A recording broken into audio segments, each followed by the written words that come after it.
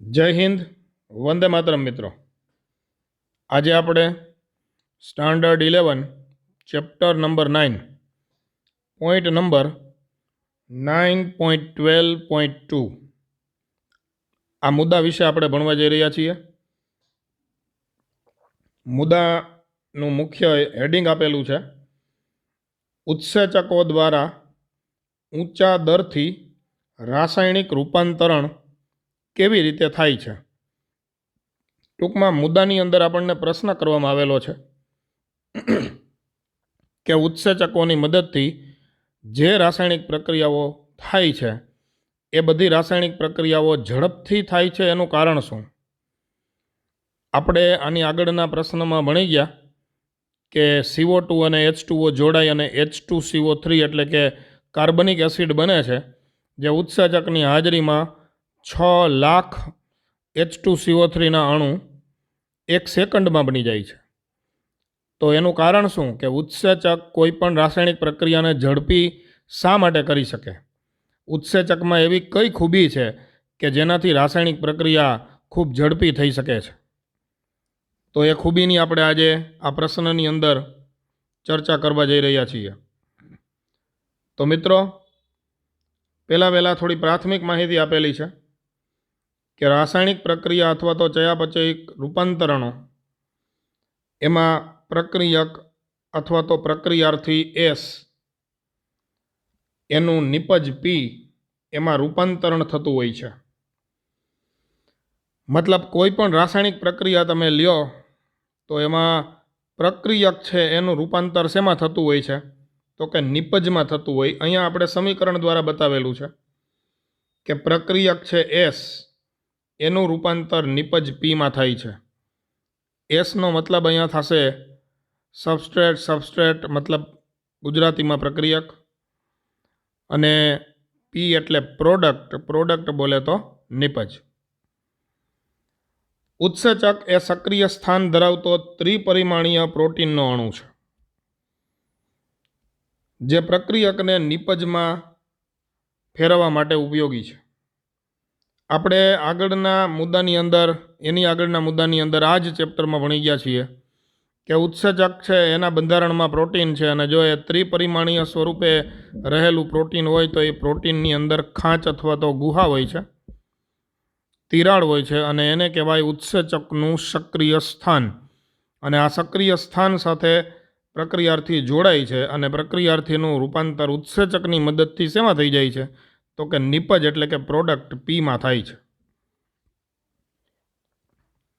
એટલે અહીંયા લખેલું છે કે ઉત્સેચક એ સક્રિય સ્થાન ધરાવતો હોય તેવો ત્રિપરિમાણીય પ્રોટીનનો અણુ છે, અને ઉત્સેચક કરે છે શું? તો કે પ્રક્રિયક એનું રૂપાંતર નિપજમાં કરે છે.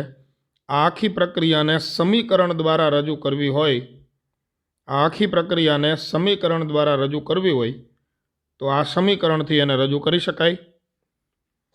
એસમાંથી પી બની જાય, મતલબ પ્રક્રિયકમાંથી નિપજ બની જાય, અને ઉત્સેચકની એમાં મદદ લેવામાં આવે છે, એટલે આ પ્રક્રિયા ઝડપી થાય.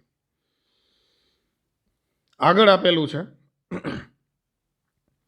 કે પ્રક્રિયાર્થી એ ઉત્સેચકના સક્રિય સ્થાન તરફ પ્રયાણ કરે છે, ઉત્સેચક સાથે એ જોડાય છે, અને એને લીધે ઉત્સેચક પ્રક્રિયાર્થી સંકુલ બોલે તો ES કોમ્પ્લેક્સનું નિર્માણ થાય છે. આ વસ્તુને આપણે મિત્રો આકૃતિની મદદથી થોડું સમજવાનો પ્રયત્ન કરીએ. આપણી પાસે અહીંયા એક આકૃતિ આપેલી છે, તમે આકૃતિ બરાબર નિરાતે નિરખીને જુઓ. તો અહીંયા જે આ રચના આપેલી છે એ ઉત્સેચક છે. આ પ્રક્રિયાર્થી નંબર 1 અને આ પ્રક્રિયાર્થી નંબર 2, મતલબ 2 નંબરી પ્રક્રિયાર્થી છે. આપણે ખાલી સમજવા માટે આને આપણે સબસ્ટ્રેટ A અને આને આપણે સબસ્ટ્રેટ B એવું નામ આપેલું છે.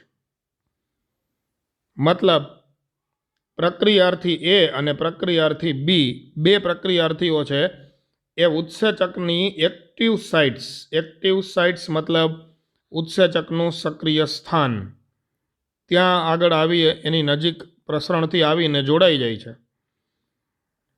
જોડાઈ જાય એને લીધે પ્રક્રિયાર્થી છે એના બંધારણમાં થોડો ફેરફાર થાય, પ્રક્રિયાર્થી અને ઉત્સેચક બંને જોડાઈ અને જે રચના રચાય છે એને કહેવાય છે enzyme substrate complex. Enzyme substrate complex, ગુજરાતીમાં એન્ઝાઇમ એટલે ઉત્સેચક, સબસ્ટ્રેટ એટલે પ્રક્રિયાર્થી અથવા તો પ્રક્રિયક, અને કોમ્પ્લેક્સનો મતલબ થશે સંકુલ. તો ગુજરાતીમાં આનું પૂરું નામ ઉત્સેચક પ્રક્રિયાર્થી સંકુલ. ટૂંકમાં એને આપણે ES કોમ્પ્લેક્સ અથવા તો એન્ઝાઇમ સબસ્ટ્રેટ કોમ્પ્લેક્સ આવું બોલી શકીએ. પછી ઉત્સેચક પ્રક્રિયાર્થીના અણુઓના બંધારણમાં ફેરફાર કરે. ક્યાંક નવા બંધ બને છે તો ક્યાંક બંધ તૂટે પણ છે. તમે અહીંયા જોઈ શકો છો કે આ જે પ્રક્રિયાર્થી હતો, પ્રક્રિયાર્થી એના થોડાક બંધ તૂટે, અમુક ભાગ છૂટો પડી અને પ્રક્રિયાર્થી બી સાથે જોડાવા જાય છે. તો આના બંધ છે એ તૂટે છે અને આના બંધ છે એ નવા બનશે. મતલબ ક્યાંક બંધ તૂટે અને ક્યાંક બંધ નવા બનશે. એને લીધે પ્રક્રિયાર્થીનું રૂપાંતર નિપજ સી અને નિપજ ડીમાં થઈ જાય છે. મતલબ સીડી બની જાય છે. શું બની જાય છે ભાઈ? તો કે સીડી બની જાય છે. અને ખૂબીની વાત એ છે કે ઉત્સેચક પ્રક્રિયા આખી પૂરી થાય એટલે જેવો છે એવો ને એવો પાછો પ્રાપ્ત થઈ જાય. મતલબ ઉત્સેચક પ્રક્રિયામાં ભાગ તો લે પરંતુ પ્રક્રિયામાં વપરાતા નથી. તો આશા રાખું કે આકૃતિ ઉપરથી ઘણી બધી વાત સમજાઈ ગઈ. હવે આપણે આ જે વર્ણન આપેલું છે એ વર્ણન આકૃતિને યાદ કરી અને તમે જરા વિચારજો કે પહેલાં વહેલા પ્રક્રિયાર્થી એસ છે, ઉત્સેચક ઈ એના સક્રિય સ્થાન એટલે કે ઓલી તિરાડ અથવા તો ગુહા કે ખાંચ હતી એમાં જોડાઈ ગયા. અને ઉત્સેચક અને પ્રક્રિયાર્થી જોડાય એટલે એક સંકુલ બન્યું. સંકુલનું આપણે નામ આપ્યું છે ઉત્સેચક પ્રક્રિયાર્થી સંકુલ અથવા તો ES કોમ્પ્લેક્સ. ES કોમ્પ્લેક્સ એ ક્ષણિક સમયની ઘટના છે. મતલબ ES કોમ્પ્લેક્સ થોડા સમયની જ ઘટના છે. તરત જ ES કોમ્પ્લેક્સ એનું વિઘટન થાય અને વિઘટન થાય એટલે ઉત્સેચકના ક્રિયાશીલ સ્થાન ઉપર જ્યાં પ્રક્રિયક જોડાયેલ હતો બરાબર એ જ જગ્યાએથી હવે નિપજ એ મુક્ત થઈ જાય. તમે યાદ કરો આ આકૃતિની અંદર આપણે ભણ્યા છીએ કે આની અંદર ES કોમ્પ્લેક્સ એ ખૂબ ઓછા સમયની પ્રક્રિયા છે. તરત જ એમાંથી આ બે નિપજો છૂટી પડી જાય અને ઉત્સેચક એનાથી અલગ થઈ ગયો છે. તો હવે એ વસ્તુનું વર્ણન આ મુદ્દાની અંદર આપેલું છે કે ES કોમ્પ્લેક્સ ક્ષણિક સમયની ઘટના છે. આ જોડાણથી પ્રક્રિયાર્થી એની નવી સંરચનાનું નિર્માણ થઈ જાય છે જેને સંક્રમણ અવસ્થા અથવા તો સંક્રમણ સંરચના કહે છે. પ્રશ્ન એ થાય કે સંક્રમણ અવસ્થા એટલે શું? તો કે ભાઈ પ્રક્રિયકમાંથી નિપજ બનતી હોય તો કાંઈ પ્રક્રિયક ડાયરેક્ટ નિપજમાં રૂપાંતર ન પામી જાય. અધવચ્ચે ઘણી બધી વચગાળાની અવસ્થાઓ આવે. તો એ વચગાળાની જે અવસ્થાઓ આવે છે એ વચગાળાની અવસ્થાને કહેવાય સંક્રમણ અવસ્થા સંરચના. દાખલા તરીકે આપણે રોટલી બનાવવી હોય, તો રોટલી બનાવવા માટે ઘણી બધી પ્રોસેસ કરવી પડે ને. રોટલી બનાવવા માટે વપરાતો પ્રક્રિયક કયો? તો કે ઘઉં. હવે ઘઉંમાંથી ડાયરેક્ટ રોટલી બની જાય? તો ઘઉં પ્રક્રિયાર્થી છે અને રોટલી છે એ નિપજ છે. પણ ડાયરેક્ટ પ્રક્રિયાર્થીમાંથી નિપજ બનતી નથી. ઘઉં એને પહેલાં દળવા પડે, એના લોટ બનાવવો પડે, પછી એમાં પાણી મિક્સ કરી અને લોટ બાંધવો પડે, પછી એના ઓલા ગોળ ગોળ સર્કલ બનાવવા પડે, પછી એને રોટલીને વણવી પડે અને પછી શેકવી પડે, ત્યારે રોટલી તૈયાર થાય. આનો સીધો મતલબ જે વચગાળાની બધી અવસ્થાઓ હું બોલ્યો છું એ બધી જ અવસ્થાઓ એ પ્રક્રિયાર્થીમાંથી નિપજ બને એની વચ્ચેની અવસ્થાઓ છે. એને કહેવાય સંક્રમણ અવસ્થા સંરચનાઓ. આ ES કોમ્પ્લેક્સ બની જાય એ પછી તરત જ થોડા સમયમાં જ પ્રક્રિયાર્થીના બંધ છે એ તૂટી જાય અથવા તો નવા બંધનું નિર્માણ પણ થાય. એ પણ આપણે તમને આ છેલ્લી આકૃતિમાં સમજાવેલું છે કે પ્રક્રિયાર્થી એ છે એના બંધ અહીંયા તૂટ્યા છે. પ્રક્રિયાર્થી બી છે એની સાથે અહીંયા નવા બંધ જોડ્યા છે. મતલબ ક્યાંક ક્યાંક બંધ તૂટે છે અને ક્યાંક બંધ નવા નિર્માણ પામે છે અને અંતે પ્રક્રિયાર્થી એનું નિપજમાં રૂપાંતર થઈ જાય છે. અને આ નિપજ ઉત્સેચકના સક્રિય સ્થાન પરથી મુક્ત થઈ જાય. ત્યાં ઉત્સેચકની પ્રક્રિયા પૂર્ણ થયેલી છે એવું આપણે કહી શકીએ. કહે છે કે પ્રક્રિયકનું રૂપાંતર નિપજમાં થતી વખતે વચ્ચે ઘણા બધા સંયોજનો બને તો છે જ, પણ એ બધા સંયોજનો પરમેનન્ટ નથી, મતલબ એ સ્થાયી નથી. એ બધા સંયોજનો કેવા છે તો કે અસ્થાયી છે. અને એ અસ્થાયી સંયોજનો એને કહેવાય મધ્યવર્તી સંરચનાત્મક અવસ્થા અથવા તો સંક્રમણ અવસ્થા. મધ્યવર્તી સંરચનાત્મક અવસ્થા અથવા એને શું કહેવાય તો કે સંક્રમણ અવસ્થા કહી શકાય. અને મિત્રો આ સંક્રમણ અવસ્થા એ ખૂબ જરૂરી છે, કારણ કે કોઈ પણ પ્રક્રિયાર્થી સંક્રમણ અવસ્થામાંથી પસાર થાય પછી જ નિપજ બની શકે, ત્યાં સુધી નિપજ બને નહીં. આગળ એક ચાર્ટની મદદથી આપણે થોડું સમજવાનો પ્રયત્ન કરીએ મિત્રો કે સંક્રમણ અવસ્થા શું છે અને સંક્રમણ અવસ્થા પ્રાપ્ત કરવા માટે અથવા તો કોઈ પણ પ્રક્રિયકને પ્રક્રિયા શરૂ કરવા માટે જરૂરી શક્તિ, જેને આપણે સક્રિય શક્તિ તરીકે ઓળખીએ, ઇંગ્લિશમાં કહેવાય એક્ટિવેશન એનર્જી, આ કોન્સેપ્ટ સમજવાનો પ્રયત્ન કરીએ. આ મુદ્દામાં ખાસ કાળજી લેવાની છે, કારણ કે ટેક્સ્ટ બુકની અંદર વાક્ય રચનાઓ જે ગુજરાતી આપેલી છે એ ગુજલીસમાં લખેલી છે, અડધું ચાઇનીઝ ગુજરાતી પણ છે. એટલે આપણે ખાસ ધ્યાનમાં રાખશું. મેં અહીંયા જે વાક્યો લખેલા છે એમાં થોડા જાજા મેં મારી રીતે ફેરબદલ કરેલા છે, જેનાથી તમને પ્રશ્ન સમજવામાં સરળતા રહે. અહીંયા પહેલાં આપેલું છે વાય અક્ષ. તો વાય અક્ષ છે એ સ્થાયી શક્તિ દર્શાવે છે.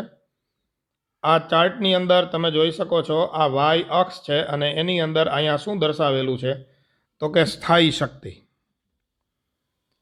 પછી એવી જ રીતે એક્સ અક્ષ બતાવેલી છે અને એ એક્સ અક્ષ એની ઉપર દર્શાવેલું છે પ્રક્રિયાની પ્રગતિ. પ્રગતિને તો બધા ઓળખે છે. તો પ્રક્રિયાની પ્રગતિ એટલે પ્રોસેસ કેટલી આગળ ચાલી. એક રીતે જોવા જાય તો એક્સ અક્ષ છે એ આમ તો સમય દર્શાવે, કારણ કે જેમ જેમ સમય પસાર થશે તેમ તેમ પ્રક્રિયા વધુ આગળ વધશે. તો એક્સ અક્ષ છે એ વચગાળાની અવસ્થા દર્શાવે છે. અહીંયા એવું લખેલું છે, મતલબ એ સંક્રમણ અવસ્થા દર્શાવે છે. અહીંયા તમે જોઈ શકો છો આ સંક્રમણ અવસ્થા અહીંયા લખેલી છે, જેના બીજા 2-3 નામ પણ છે. મેં ગ્રાફમાં લખી આપેલા છે. ઉચ્ચ શક્તિ અવસ્થા અથવા તો એને વચગાળાની અવસ્થા પણ કહી શકાય. આપેલી આકૃતિમાં પ્રક્રિયક અથવા તો પ્રક્રિયાર્થી બોલે તો સબસ્ટ્રેટ એસ અને નિપજ પી એની વચ્ચે શક્તિ સ્તરમાં ભિન્નતા છે. તમે જોઈ શકો છો કે આકૃતિમાં અહીંયા જે સ્થાયી શક્તિ વાય અક્ષ ઉપર બતાવેલી છે, બરાબર સાંભળજો, આ સમજવા જેવું છે. તો અહીંયા મેં એસ લખી દીધો છે. અહીંયા મેં શું લખી દીધો છે તો કે એસ લખેલો છે, અને અહીંયા ટેક્સ્ટ બુકની અંદર આપેલું જ છે કે અહીંયા પી લખેલો છે. તો પી પાસે જે સ્થાયી શક્તિ છે એ માત્ર આટલી જ છે, જ્યારે એસ પાસે, એસ એટલે પ્રક્રિયાર્થી પાસે જે સ્થાયી શક્તિ છે એ આટલે સુધી છે. આનો સીધો મતલબ એવો છે કે નિપજમાં શક્તિ ઓછી છે, જ્યારે પ્રક્રિયાર્થી અથવા તો પ્રક્રિયકમાં શક્તિ વધુ છે. આ લીટી આપણને કંઈક એવું જ કહેવા માગે છે કે આપેલી આકૃતિમાં પ્રક્રિયક એસ અને નિપજ પીની વચ્ચે શક્તિ સ્તરમાં ભિન્નતા છે. ભિન્નતા છે એટલે કોની અંદર શક્તિ સ્તર વધુ છે? તો જવાબ આવશે પ્રક્રિયાર્થીમાં આપેલી આકૃતિમાં પ્રક્રિયાર્થીમાં શક્તિ સ્તર વધુ છે. હવે અહીંયા કન્ડિશન આપેલી છે કે જો નિપજ પ્રક્રિયાર્થી કરતાં ઓછી શક્તિ ધરાવતો હોય તો, જો નિપજમાં શક્તિ ઓછી હોય, મતલબ આપેલ ગ્રાફની અંદર જે આકૃતિમાં બતાવેલું છે એમાં નિપજ પીમાં શક્તિ ઓછી છે એની જ વાત કરે છે. જો નિપજ પ્રક્રિયાર્થી કરતાં ઓછી સ્થાયી શક્તિ ધરાવતો હોય તો એવી પ્રક્રિયામાં બહારથી કોઈ ઉષ્મા ખાસ આપવાની જરૂર પડશે નહીં. કેમ? તો કે ભાઈ પ્રક્રિયાર્થીમાં શક્તિ વધુ છે અને નિપજમાં ઓછી છે, તો આ પ્રક્રિયા દરમિયાન શક્તિ મુક્ત થશે. અને શક્તિ મુક્ત કરતી પ્રક્રિયા હોય તો મિત્રો એવી પ્રક્રિયાને કહેવાય બાહ્યોષ્મીય. એવી પ્રક્રિયાને શું કહેવાય? બાહ્યોષ્મીય અથવા બાહ્ય ઉષ્મીય પ્રક્રિયા અથવા સ્વયં પ્રવર્તિત. નિરાતે ગુજરાતીમાં નામ ધ્યાનમાં રાખશું. સ્વયં પ્રવર્તિત પ્રક્રિયા અથવા તો બાહ્ય ઉષ્મીય પ્રક્રિયા કહેવાય. અને આ પ્રક્રિયા દરમિયાન નિપજનું નિર્માણ કરવા માટે કોઈ શક્તિની આવશ્યકતા રહેતી નથી. ખાસ ધ્યાનમાં રાખશું. બાહ્ય ઉષ્મીય પ્રક્રિયા અથવા તો સ્વયં પ્રવર્તિત પ્રક્રિયા ત્યારે જ થશે જ્યારે પ્રક્રિયાર્થીનું શક્તિ સ્તર વધુ અને નિપજનું શક્તિ સ્તર ઓછું હશે. અને આ પ્રક્રિયામાં નિપજનું નિર્માણ કરવા માટે કોઈ શક્તિની જરૂર પડતી નથી. મિત્રો, પ્રક્રિયા ગમે તેવી હોય, બાહ્ય ઉષ્મીય હોય તોય ભલે અને અંતઃ ઉષ્મીય હોય તોય ભલે. મતલબ બાહ્ય ઉષ્મીયનું બીજું નામ સ્વયં પ્રવર્તિત પ્રક્રિયા અને અંતઃ ઉષ્મીય પ્રક્રિયાનું બીજું નામ શક્તિ આવશ્યક પ્રક્રિયા. શક્તિ આવશ્યક એટલા માટે કે એ પ્રક્રિયા કરવા માટે બહારથી શક્તિની જરૂર પડશે. એમાં કેવું હશે કે આ એસ અહીંયા નહીં હોય, એસ અહીંયા હશે અને આ પી અહીંયાની બદલે ક્યાં હશે? તો કે ઉપર હશે. ગ્રાફ થોડો એનો અલગ આવશે અંતઃ ઉષ્મીય પ્રક્રિયા હશે તો. પણ આપણે તો અહીંયા એક જ ગ્રાફની વાતને ચર્ચા આપેલી છે બાહ્ય ઉષ્મીય પ્રક્રિયાની. પણ ગમે તેવી પ્રક્રિયા હોય કે ઉષ્મા મુક્ત કરતી પ્રક્રિયા હોય તોય ભલે અને ઉષ્મા ગ્રહણ કરતી પ્રક્રિયા હોય તો પણ ભલે, બંને પ્રક્રિયાની અંદર પ્રક્રિયાર્થીનું રૂપાંતર નિપજમાં કરવું હોય તો એના માટે સંક્રમણ અવસ્થા તો આવે ને આવે જ. મગજમાં ઉતરી ગયું બરાબર? પ્રક્રિયાર્થીમાંથી નિપજ ડાયરેક્ટ ક્યારેય બને નહીં. બંને પ્રક્રિયાની અંદર વચગાળાની અવસ્થા એટલે કે ઉચ્ચ શક્તિ અવસ્થા અથવા તો સંક્રમણ અવસ્થા તો આવે જ. તો ત્રણ તો નામ છે મિત્રો. ઉચ્ચ શક્તિ અવસ્થા બોલો, વચગાળાની અવસ્થા બોલો, સંક્રમણ અવસ્થા બોલો. તો આ બધી પ્રક્રિયાઓ એ નામ બધા સેમ છે. તો ઉચ્ચ શક્તિ અવસ્થામાંથી એને પસાર તો થવું પડશે જ. તો હજી આગળ વાત કરીએ.